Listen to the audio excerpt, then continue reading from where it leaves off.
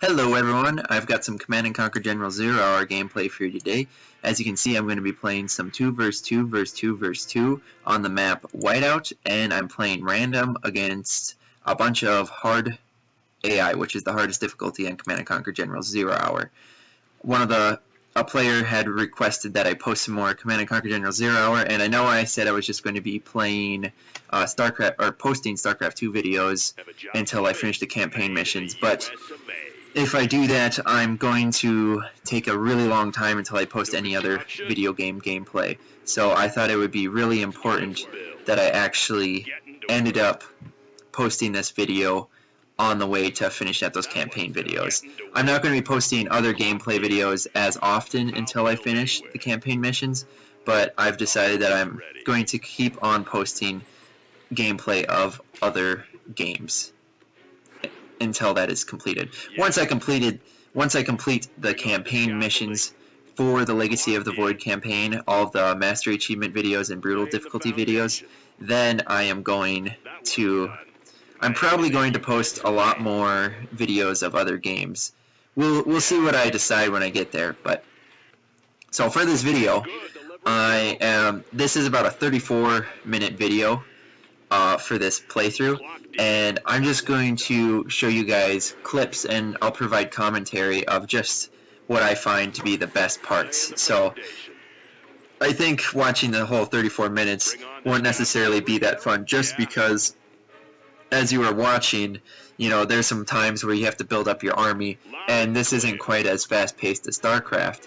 So it can be pretty fast gameplay every now and then, depending on what units you're using, but the resource gathering is a little bit slower, and the units don't have really good micro. You can't really move a unit that effectively out of the way of damage, and you can't get from one side of the map to the other very quickly.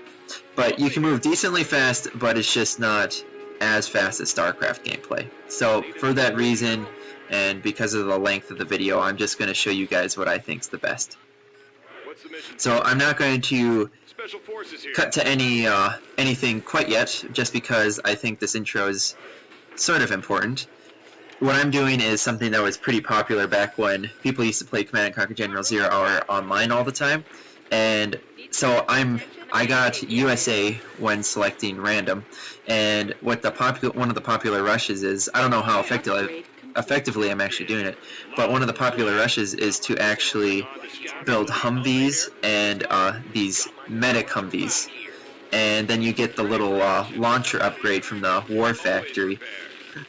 And once you have that, you load about, I'm going to overdo it a little bit, but once you have that, you load about 3 rocket launcher units, missile launcher guys, whatever you want to call them, into each Humvee, and then maybe a ranger or 2 into each Humvee. And then once you have those, 3 rocket launcher guys in each Humvee, you move out, and you can just move your Humvees around, and the rockets inside the Humvee, those units will keep on attacking while you're moving your Humvees. So it's just really, really good for microing. So like I was saying before, not all micro is that great in this game, but some units are very effective. So because of this ability with these Humvees, it actually makes USA very powerful for the early game. And I'm actually going to do some rushing against the opponent towards the left of my base, or the west if you're looking at it for directions. So like I was saying, you normally only load about 3 rocket launcher guys into each Humvee, but because I'm just playing against AI and I'm not too worried about getting rushed hardcore from the enemy AI, I'm just going to load up these Humvees a little bit more and get a couple more medic Humvees prepared for the move out. So I have a decent number of actual units to try and destroy this base when I move out. I'm going to build another barracks and upgrade my reactors so I can supply more power. That's another thing, like StarCraft. Instead of supply in StarCraft, in Command & Conquer and Generals, you actually have things like power. And if you don't have enough power, then you can't keep on your radar goes away. You can't see the minimap. You can't build defenses. You can't supply power to your defenses and have them activated. And there's a couple other things that you can't do when you don't have power. So USA and China, they have power. GLA, which is the Global Liberation Army, they're kind of like the Zerg in this game. They don't require any power. So it's almost like they virtually don't have any supply cap. And you can have an unlimited amount of power in this game, or an unlimited supply cap as well. So it can just keep going up and up. But like, I was just trying to relate it in the means that the power for USA and China is pretty much the supply cap for relating to StarCraft. And as you can see right now, I'm just trying to get out another war factory, and then I've still got my 2 barracks. I'm making rangers out of one, and then missile launcher units out of the other. And then I'm just going to be building a bunch of these Humvees and medic Humvees just to supply more. And then I've got my units hotkeyed right now on 5. So as you can see, I'm starting to move out into the enemy base. There was a tank coming at my Humvees, and I just kind of moved him away, and my rocket guys just kept on attacking that Scorpion tank that was coming for him. Now I've got some Stinger sites and then a tunnel network, and I'm attacking the GLA Stealth General right now. So all of their structures and units, well, a majority of their units can be actually hidden from my site. Oh, if they have a special camouflaging ability that you can unlock from your general's abilities. But so sorry about that. You can't actually. There's only a couple units that start out camouflaged, like your rebels, and then they're like motorcycle rebel units that start out camouflaged. Other than that, Jarman-Kel is the only other unit that starts out camouflaged.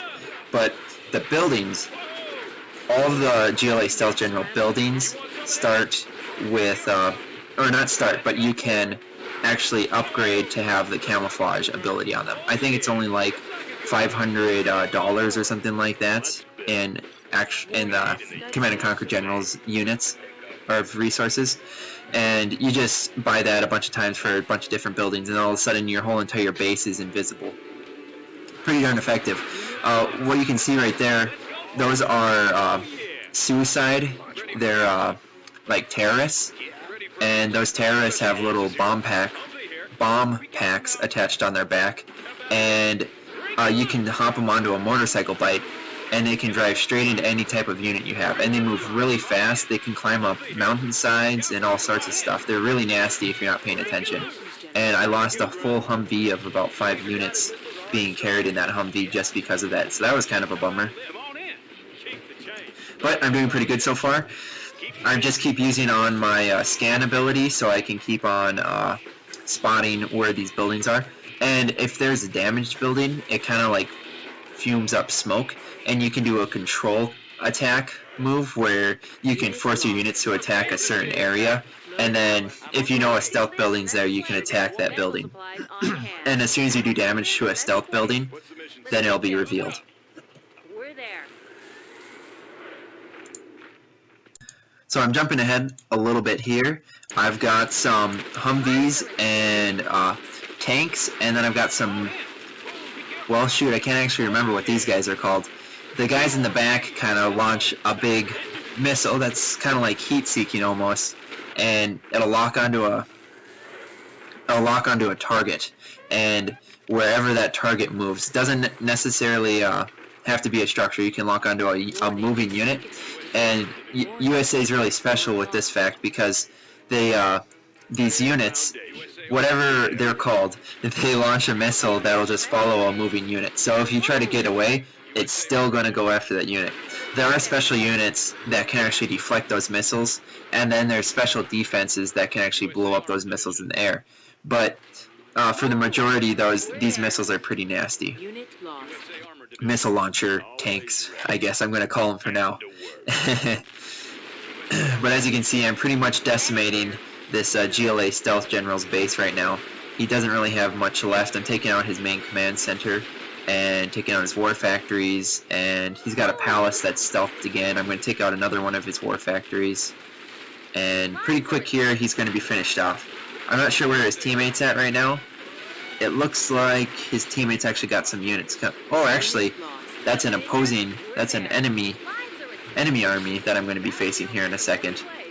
So this cyan-colored GLA unit, or opponent, is actually attacking the stealth general at the same time as me.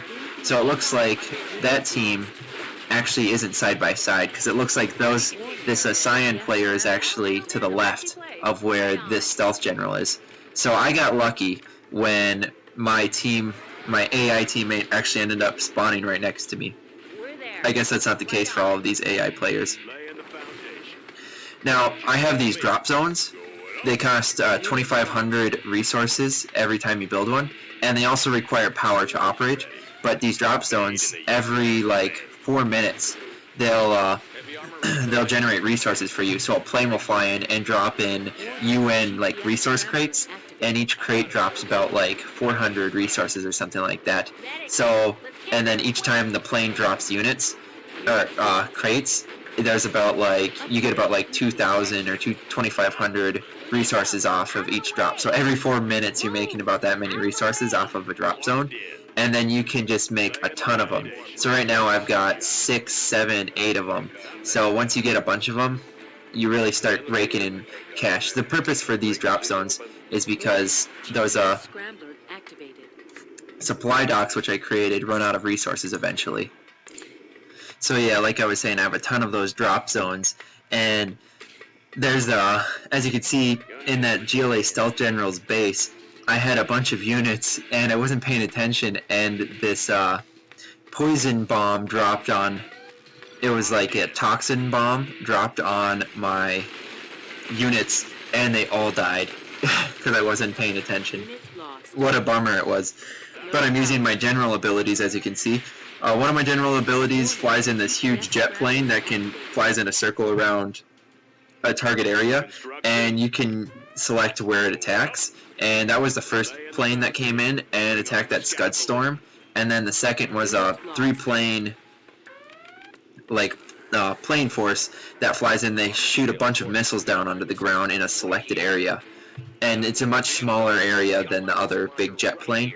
But I used both of those abilities, and once I did that, I was able to take out that Scud Storm. And for those of you who don't know, a Scud Storm is basically like a general superpower, and every 4 or 5 minutes, it can launch off this a bunch of missiles. Scud Storms launch off a bunch of Scud missiles that do a bunch of explosive damage, and then they leave a toxic waste on the ground afterwards. Nuclear missile for China, that's for GLA, the Scud Storms. Nuclear missiles for China launch a huge missile that, if you guys haven't seen my 50 nukes video for Command & Conquer General 0 Hour, that drops down a huge missile that does a ton of damage and leaves toxic radiation, or not toxic, but leaves a bunch of radiation on the ground. And then USA has particle cannons, and particle cannons are beams that shoot up into the sky, and then they drop back down in a different location on the map, and you can control this particle beam, and it pretty much fries everything that it touches. So they're all very powerful and nasty and really fun to create. So I'm skipping ahead a little bit here. Again, we've got a little bit more action. So I'm moving on with a bunch more of these tanks, and I've got some more medics and rocket launcher men. So hopefully I can do some good damage to this GLA opponent. I don't even think this guy has any... Yep, this is just a GLA general. So GLA general doesn't have any special buffs aside from what it's, originally created to be. But I've also got Colonel Burton in here. Colonel Burton is a stealth unit, which is he's pretty much your most powerful unit you're going to be able to create from your barracks. And he's got a really strong machine gun or minigun, whatever it is. He's stealth, and he can put buildings on, or bombs on buildings and walk away and have them detonate. And he can silently knife enemy units. But if he gets detected, he can get killed very quickly. So there's a downside to that. As you can see, I was starting to destroy Cyan's base, but his teammate, who was the Red Army, the Laser General, they actually came in and pretty much wiped clean whatever units I had there, and that kind of stunk. And now all I have left over here is a bunch of rocket soldiers. So after that laser general came in and pretty much wiped me clean, since then I've been pretty much racking up a bunch of Humvees, tanks, and a bunch of Avengers. If you can't see those guys, they've got these big devices on the back of these vehicles. They kind of look like Humvees, except for they've got two big like beams sticking out the top of the vehicle. And these Avenger vehicles, they can I'm trying to think of what's a good thing to relate to StarCraft. Kind of like turrets that you can create with Ravens that automatically take away missiles from enemy unit strikes. So any air units, rocket launcher, missile, anything that's got kind of like a trail behind that missile, and it doesn't move extremely fast, those Avengers can block. But now like a tank's missile, which shoots really fast and it can't really be targeted by the Avenger, those can just directly attack the Avenger. But see how slow these rocket launcher missiles move? Because they move slower, you know that's something that the Avengers can target and pretty much deflect so you don't get hit by them. They don't even deflect them, they actually destroy the missile in the air. And then Avengers are also very strong anti-air units. They have huge beams that take down air units very quickly. Another thing I built up in this huge army that I have now is I put a ton of well, shoot, I can't remember what the sniper units are called. I'm going to call them snipers for now because that's what they're doing. They pretty much one-shot, well, they do one-shot. They one-shot any infantry unit. So, for example, these Stinger sights for the GLA defenses, those have 3 rocket men in each defense. But because I have snipers, I can actually one-shot all the guys inside that Stinger sight, and once all the rocket men are dead inside that Stinger sight, then that Stinger sight actually can't do any more damage to my units. The one thing that makes it not completely overpowered is that those rocket men can respawn inside that Stinger sight. You don't have to repurchase those rocket men or anything like that. But yeah, so it's very, very important once you unlock the snipers from your general abilities that you get that you throw them into your Humvees with your rocket men and rangers, whatever other units you have, and also make sure to throw Colonel Burton into those jeeps as well. So as you can see, I'm attacking the laser general right now with these Humvees and medic Humvees, and these laser tanks are actually pretty darn tough. They have a really strong gun, and they are really tough to kill. But because I have so many rocket men and I've got these medic Humvees, I was able to take those guys out without even losing one of my vehicles, which was really nice. And now I'm just letting repair. Something I haven't pointed out, I'm going to start getting this towards the end because I completely forgot about it. You can get drones, scout drones or battle drones or rocket drones for all of your vehicles. And the rocket drones fire a rocket at enemy units that you're targeting. Scout drones can spot any undetected units around you, and battle drones can repair your vehicle as it moves along. So not only can your medic heal your units, but the scout drones can also heal your medics and your other units as well. And each vehicle can have one of these drones for USA, so it's really, really strong. And as you can see right now, my units are just sitting while this enemy unit is destroying my tanks. That was a bummer. Just one unit was taking out my units back at home right there. That was kind of silly. So since the movement isn't quite as good on StarCraft, you have to pay a little bit more attention to what your units are doing. For example, if you use the attack command in Command & Conquer Generals, your units will just go straight for any type of unit they see. They won't attack enemy bases, any base structure. If you want your units to go to a location and actually attack structures and units in that area, you have to use the defend a command. Then your units will destroy anything in that zone that's an enemy that comes in its path. And since I am I've got about 3 separate armies right now. So one army I use to defend that top left corner, another's in the middle if you look at the mini-map, and then my other is the bottom left is the group of Humvees that I had. And basically what I think's some of the best things you can do with your units is, if you know that all of your units can split up, then use one group that you can really focus on, like these Humvees that I have, and really micro those, and then the other 2 groups that you have, kind of use the attack command until they get to the area where you want them to get, and then once they get to that area, use the defend command, and then have them destroy everything in that area. And then you can kind of move back and forth between your units, but focusing primarily on your microing units, like these Humvees, for example, which I'm really focusing on. And what I'm doing with them right now is I'm just destroying these structures and all the rangers that pop out of these buildings. Kind of like for Zerg, they pop out those little enemy units that are temporary. But yet these rangers aren't temporary, but they pop out. They've got little machine guns. And I've got snipers, so my snipers just instantly kill these rangers that spawn out of these USA structures. But yeah, I'm just trying to clear out this... I think it's another laser general, actually. Yeah, I'm trying to clear out this laser general space, and then I'm going to move on forward to the last base on this map, which is orange. And I think orange...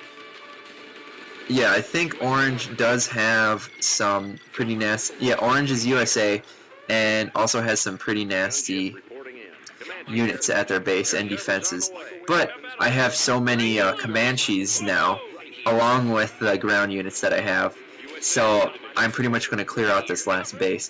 So Comanches are helicopters that have a ton of rocket launchers, or not rocket launchers, rockets that they can launch at the ground.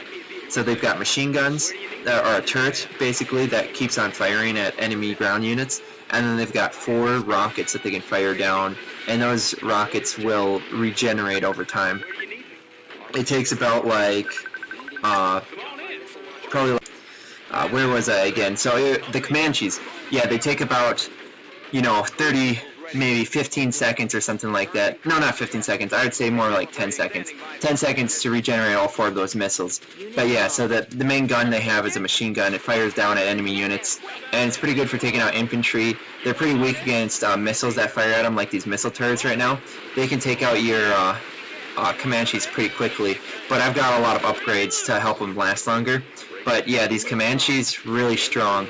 They fire down those machine guns, and then, every however often they respawn those missiles, and then they also have an upgrade where they can launch a ton of missiles into an area, and they just kind of like spam missiles, and that's a cooldown effect that you can spawn like every 20 seconds or so. So overall, USA is very strong army, and they just works out really well.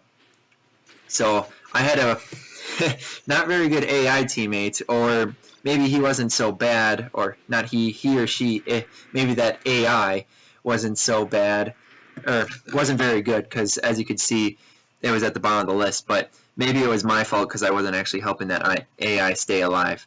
But yeah, there you go, guys. I hope you guys enjoyed this gameplay of Command & Conquer General Zero Hour. For those of you who have actually played this game, if you guys would like me to do the general challenges and maybe do like gameplay of it, or just like a tutorial of how to beat each of the general challenges with a specific general, let me know. And thanks for watching, guys. I'll see you in the next video. This was a lot of fun. Once again, thanks for watching.